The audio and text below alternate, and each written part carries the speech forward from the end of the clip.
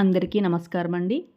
ఈరోజు మార్గశిర మాసము మొదటి గురువారము పూజ అయితే నేను ఈ విధంగా చేసుకున్నాను.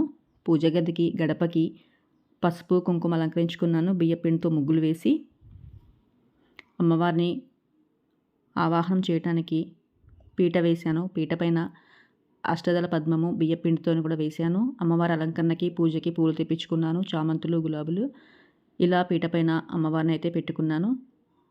తర్వాత మాల అమ్మవారికి ఇలా అయితే వేశాను నేను. అలాగే చామంతి పూలతోటి గులాబీ పూలతోటి చక్కగా అమ్మవారి ఫోటోనైతే అలంకరించుకున్నానండి. చక్కగా ఆవ నెయ్యిలో దీపం వేసి అగరబత్తితోటి మంచిగా వెలిగించుకున్నానండి. అలాగే అన్ని ఫోటోలో కూడా దీపారాధన చేసుకున్నాను. చూస్తున్నారు కదా ఫ్రెండ్స్, ఈ విధంగా అయితే నేను ఈరోజు మొదటి గురువారం పూజ అయితే చేసుకుంటున్నాను. అలాగే పూజ తర్వాత నేను అమ్మవారికి నైవేద్యం కూడా సమర్పించాను. అమ్మవారికి పచ్చిపాలంటే చాలా ఇష్టము.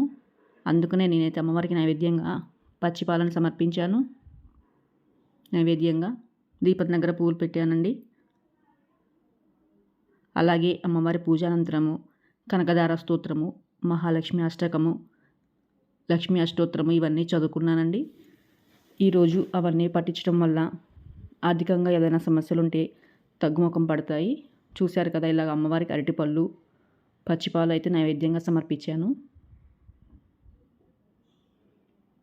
ఈరోజు ఎవరైతే ఇలాగా మార్గశిర మొదటి వారం అమ్మవారి పూజ చేస్తారో వారికి ఏదైనా అప్పుల బాధలు రుణ బాధలు ఉంటే తగ్గుతాయి. అలాగే అమ్మవారి నామస్మరణ చేయటం వలన కూడా ఏదైనా సమస్యలు ఉంటే తొలగుతాయి.